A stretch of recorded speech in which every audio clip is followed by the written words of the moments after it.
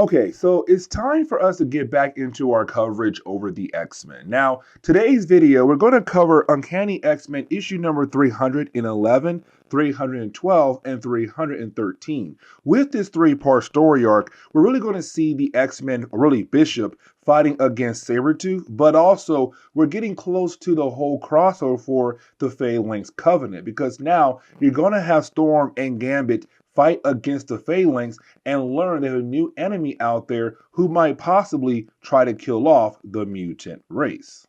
And so as we get into the opening pages for issue number 311, we do pick up with, well, Beast. Now you have Beast working on the core to the security system for the X Mansion. And the reason why, because in our last video, you had a character known as the Executioner being able to teleport inside the mansion, and he had almost killed Emma Frost. And so for Charles Xavier, he's kind of like, hey, listen, we need to go ahead and beef up our security system. That was too close of a call there. And so you have Beast trying his best to beef up the system. Now, problem is Jubilee is upset because they were supposed to go to movies and she wants to get a good seat. Now, you do have Iceman go ahead and butt in, and you have Iceman tell Jubilee, like, hey, you have to understand, like, Charles Xavier wants this done, and honestly, it's a good idea. Now, you do have Jubilee kind of tease Iceman because he has been single for a good while now,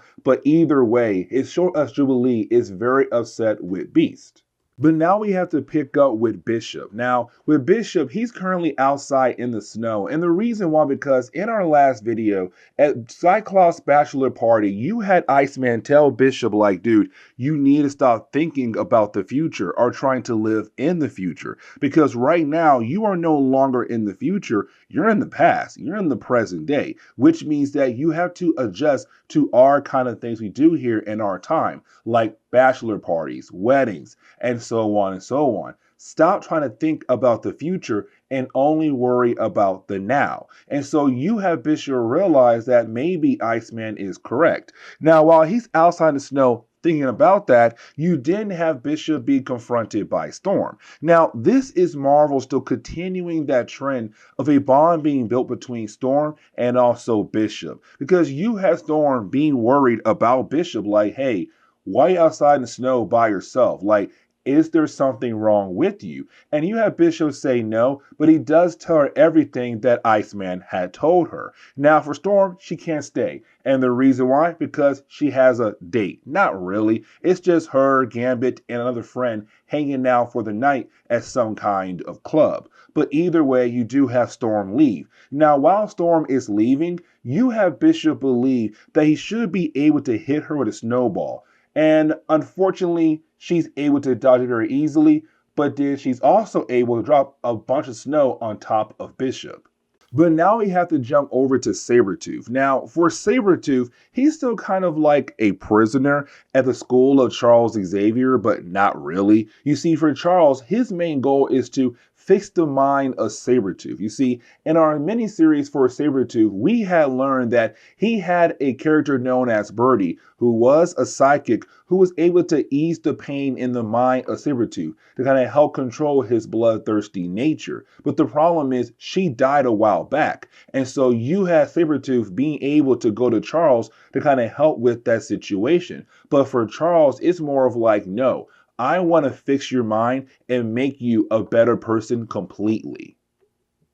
But now we have to jump over to Bobby Drake, Iceman. Now you have Iceman currently checking in on Emma Frost. You see, in the earlier parts of our coverage over the X-Men, when it comes to Emma, she was attacked by the Upstart organization. And so unfortunately, she had fell into a coma. And so ever since then, you have the X-Men going out of their way to protect her while she's in a, well, coma. Now, while you have Iceman doing that, we jump back over to Beast, who's still working on the core for the security system of the school. Now, real quickly, when it comes to the core, it is made up of Shi'ar technology. And so it's also Beast trying his best to understand how Shi'ar technology properly works. The problem is, while he's trying to work on that, the power goes out. And then there's a huge feedback that flows through the entire mansion. But it only hits Iceman and also Emma Frost. Now, Emma Frost, she's in a coma,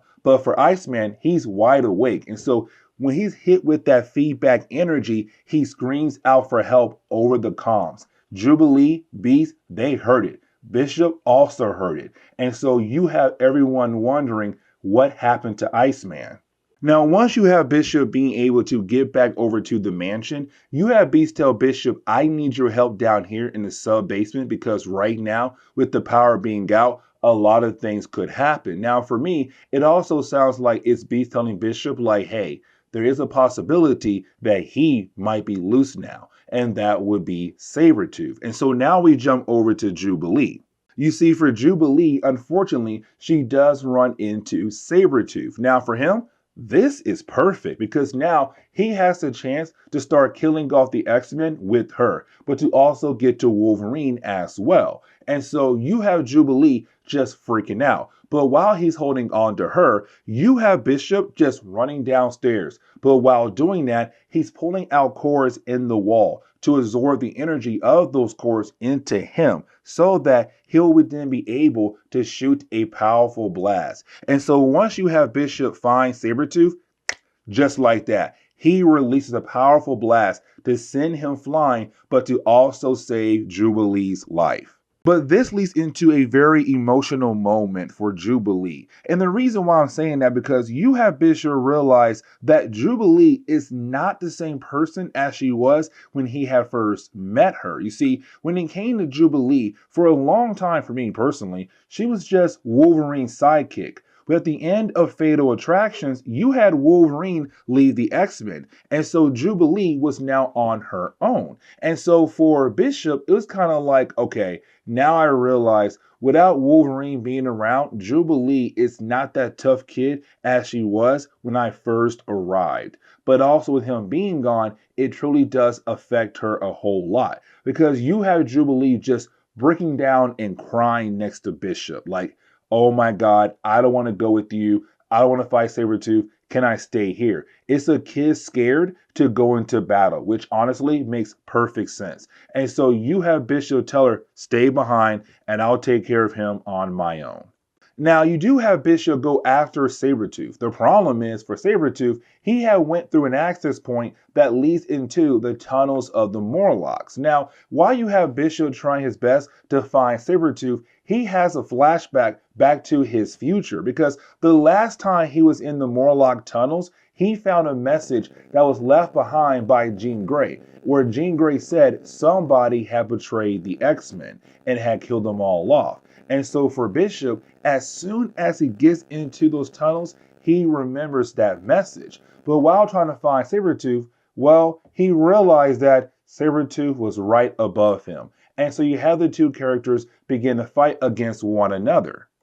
But while you have the two characters battling against each other, it leads into a conversation between Sabretooth and Bishop, where to Sabretooth, he looks at the X-Men as weak people. And the reason why, because they don't cross that line. They don't kill people. If you don't kill people, to him, you are weak. Now, to Bishop, it's kind of like, dude, I'm not weak. And honestly, he's right, because when he first appeared in Marvel Comics, Bishop was not afraid to cross that line if he had to. And so right now, he's telling Sabretooth, like, dude, if you keep pushing me, most likely I will kill you. Now, the only reason why I'm not trying to, because I am now an X-Men. I am now working underneath Charles Xavier. But while you have the two characters going back and forth, you didn't have Jubilee appear. And Jubilee is able to use a taser to knock out Sabretooth. Now, you do have Beast being able to fix the core, but now the question is Iceman okay? Because earlier, we saw him be hit with that feedback when he was near Emma Frost, and currently he's knocked out, and the rest of the X-Men are unable to get a hold of him.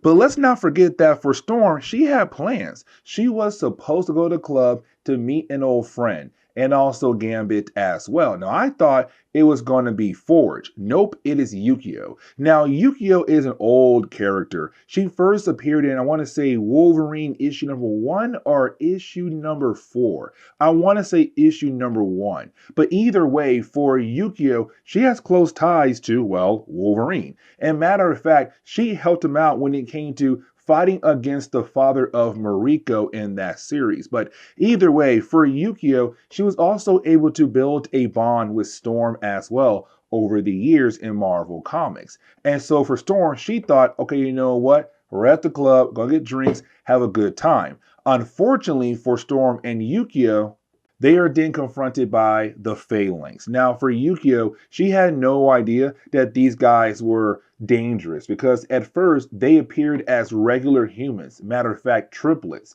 but then their body began to change. Now, we do learn that they have been following Yukio for a while, and they were kind of hoping that sooner or later she could lead them over to Storm. And so, of course, here we are now. They got Yukio and they now have Storm. And so for the Phalanx are like, this is perfect. It's now time for us to take both of y'all in. And this begins the process of us learning about the Phalanx in this video and other videos down the road. And so as we dive into Uncanny X-Men issue number 312, we pick up with Storm and Yukio just trying their best to get away from the Phalanx. Now, we do learn here the Phalanx is not really excited about the whole idea of the X-Men. But you also had the Phalanx tell Yukio, we would not come after you if you had no connections to the X-Men like Storm. Now, it's also the Phalanx kind of hinting at the idea that Yukio does more work for the X-Men than most of the X-Men know of. Like, for example, the Mutant Underground. Now, the Mutant Underground is a concept where Marvel, unfortunately, never truly fleshed out, but it's really more of Charles Xavier working with other people to help mutants out who are in bad situations across the world. And apparently Yukio is one of those members of that organization that he had put together. But either way, for the Phalanx, it's telling Storm, like, because of her connection with you, we had to use her as a way to get to you, but also we want to get rid of her because, well, she's a friend to a mutant. But let's not forget that tonight's plans involve Storm, Yukio, and also Gambit. And so for Gambit, he was still on his way over to the club. And so right now, he's seeing Storm and Yukio just fighting against the Phalanx and wondering what in the world is going on here. But getting back over to Yukio and also Storm, you still have our two ladies right now trying to get away from the Phalanx. Now, you do have Yukio, or really sorry, you have Storm using her abilities as a way to send the Phalanx into a electronic billboard, kind of hoping that it would kill it off. And matter of fact, it does break down to smaller pieces. Now, for Yukio, we learn here that she has been followed for like 3 weeks, but she had no idea who was following her and why. And she always wanted to know what would they do if they were able to get a hold of her. Now, while you have Yukio examining a piece of the Phalanx, it comes back to life and being able to shoot a blast right in her direction. Now, luckily for her, she was able to protect her face with her arms, but still, she was very close to that Phalanx when it had blasted her right in her face. Now, for the Phalanx, it does explain to us that originally it wanted to kill off Yukio, but the problem was that, well, its mind is connected to other Phalanx around the world, a collective of minds. And so it was told, do not kill off Yukio at all, because you are able to assimilate her. Once you're able to absorb her, you'll know everything she knows about the X-Men, and we can use that information as a way to attack the X-Men. And so it did not kill her off. Now, you have Storm being able to send the Phalanx away so that she can check in on Yukio. But while doing that, you have Storm ask Yukio, why did you not go to your safe house in Japan? And Yukio said, because I was worried. But not for me. I was worried for you, because this thing right here was trying to find you possibly. And so while you have the two ladies talking to one another, we kind of see that bond being built up more between Storm and Yukio. But the problem is, you see, you have a bystander right now trying to use a baseball bat as a way to beat down on one of the members of the Phalanx. Now, the problem is the guy's a complete idiot. And matter of fact, you have the Phalanx come back to life and call that guy an idiot. Like, you tried to use a baseball bat as a way to bring me down. Have you lost your mind? Now, you then have the Phalanx being able to, well, assimilate the guy, absorbing him inside itself. Now, earlier, we saw 3 members of the Phalanx. Well, now they have combined into 1 member of the Phalanx. But either way, Storm realized what she's now facing could be a huge problem. Like, for example, you have a police officer trying to use his gun as a way to kill off the Phalanx. And of course, it does not work at all. And matter of fact, he's also absorbed as well by the Phalanx. And so Storm realized that she's fighting a creature that she might not be able to actually defeat. But then you have Gambit arrive. Now, when he arrives, we're kind of back to the whole idea of, do we know the actual origin of Gambit? Like, what was his past like? And the reason why I'm saying that, because once he does arrive, you have the Phalanx say, oh, it's Gambit. I knew you were nearby, and I know everything about you. Now, for Gambit, it says, you don't know everything about me at all. But the Phalanx says, ha, psych, I do. I know that currently you're wanted by Interpol. Now, before we learn why he is wanted by Interpol, you have Gambit take his motorcycle and throw it right into the body of the Phalanx. And then he throws a card to make the bike blow up. Now, luckily for Gambit, Storm was nearby. She grabbed him and Yukio, and they got the heck out of there before the entire place blew up. But once you have our heroes being able to get away from the Phalanx, you then have another moment where it's Yukio telling us we don't know everything about Gambit just yet. And matter of fact, these 2 characters also have a past as well. Now, you have Yukio warn Gambit to not do anything at all to Storm. Now, while you have all 3 characters talking to one another, you then have this random lady appear. And she says, hey, I work for the National Security Council. That's not true at all. But for Gambit, he's kind of like, dang, she's really cute, and I want to get to know her. Now, while he's trying to do that, you then have the Phalanx return once again, which means another battle. But then we kind of find out that lady from earlier who says she's part of the National Security Council, yeah, that's not true, because then out of nowhere, we see her face begin to change. And it seems like she is another member of the Phalanx. But now we have to jump back over to Iceman. Now, earlier we saw Iceman get hit by that feedback energy from the core of the security system of the X Mansion, and he's still knocked out cold. Now, you do have Beast being able to kind of bring him back to life. It did seem like for a brief moment he was dead or his heart just stopped. But either way, you have Beast carry Iceman over to a medical bed. Now, while doing that, you have Jubilee ask Charles Xavier, will Iceman be okay? Charles says, hey, listen, I can't tell you. And the reason why, because I am not able to access his mind. And the question is right now, why? And we kind of find out somebody is stopping him. And that somebody is Emma Frost. And remember,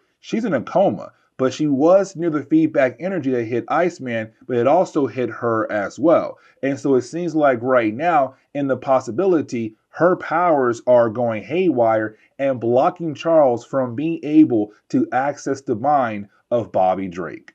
And so as we get into Uncanny X-Men issue number 313, we now pick up with Gambit just trying to get away from the Phalanx. Like I said, he is trying to get away. But the problem is right now, the Phalanx is hot on his tail at the moment. Now for Gambit, he's luckily able to throw a few cards inside the body of the Phalanx. And of course, cause small explosions inside of it to allow him to get away. But once he does get away, he finds Yukio in the water. But the problem is, it looks like that she is drowning. Now, he was able to get her out of the water and was able to kind of bring her back to life. But the battle continues on. They got to find Storm now.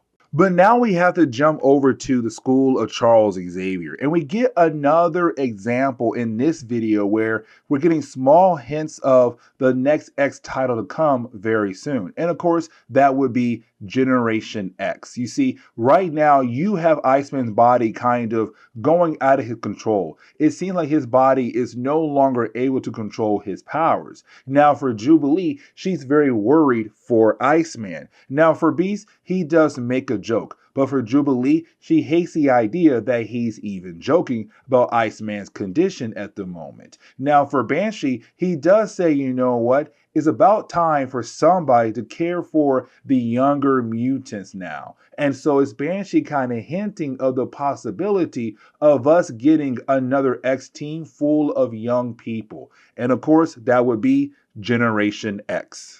But now we have to jump over to Charles Xavier. Now, when we do, it's really more of Charles Xavier having that conversation with Sabretooth. It's Charles saying like, dude, listen, I know that you have been trying to escape. I know that you have been trying to kill us. I'm telling you right now, it's going to stop here and now. Because here's the thing. I'm going to find a way to cure you. I'm going to find a way to make you a better person. And honestly, all your attempts to kill us or get away is going to stop now. And so you have Charles and Bishop just walk away. Now, I want to jump back over to Storm. And the reason why, because while she's fighting against the Phalanx, you have the Phalanx basically tell Storm that they are humans. Now, for Storm, that means that they had taken the transmode virus as a way to turn themselves into these techno-organic creatures. But the question is right now, why did they do it? And so you have one of the Phalanx saying, we are trying to cleanse the gene pool, meaning that we're trying to get rid of the mutants, trying to get rid of the X-Men. Now, either way, you do have Storm being able to take out the Phalanx, but after doing that, you now have the X-Men wondering like, where could this possibly go? Now, Gambit does Hellstorm out at the very end as well, but like I said, it's now the X-Men wondering where this could possibly go. But now I want to jump over to Stephen Lang. Now, Stephen Lang is an old Marvel character. You see, for Stephen Lang, he was part of the Armageddon Project, which created newer Sentinels as a way to use against the mutant race. Now, here comes the big problem, though, guys. You see, he was defeated by the X-Men, which honestly, it did lead into the Phoenix Saga. But either way, he did fall into a coma. But before he did fall into a coma, he was able to download his mind patterns, which of course was used to create Master Mold. Now, after a while, we have not seen nor heard anything about Stephen Lang until, well, Uncanny X-Men issue number 306, where we kind of find out that his body is now part of the Phalanx Covenant. Now, we have not learned everything what's happening right now when it comes to the Phalanx Covenant, but we do know here that they are trying to add to their numbers. And so what the Phalanx do is they go out there to find more humans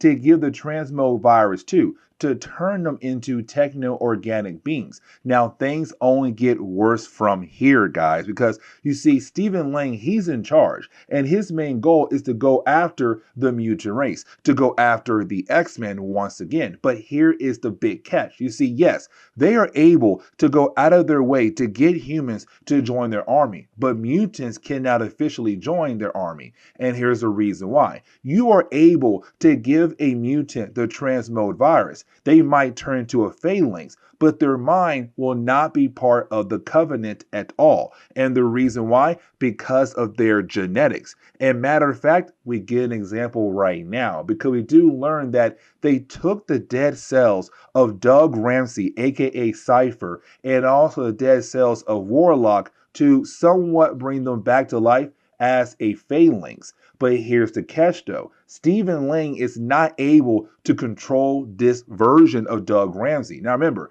Cypher died back in Fall of the Mutants. That's why I said the dead cells of Cypher, because he died a while back. But either way, they brought him back to life somewhat, but it cannot control him. Not completely. And the reason why? Because of his mutant gene. But then you have Stephen Lang be confronted by Cameron Hodge. Now, for Cameron Hodge, we actually seen him back in X-Men Inferno, where he had played a major role in that storyline. Now, he was part of an organization known as the Right, who was trying to kill off the mutant race. By this point, though, he has now officially joined the Phalanx Covenant. And matter of fact, we already knew that because back in Uncanny X-Men number 306, he had reappeared alongside with Candy Saunders, the ex-girlfriend to Archangel. But either way, it's Cameron Hodge telling Stephen Lang that some of the Phalanx have Yukio cornered. And so you have Stephen Lang tell Cameron Hodge to go ahead and get rid of her.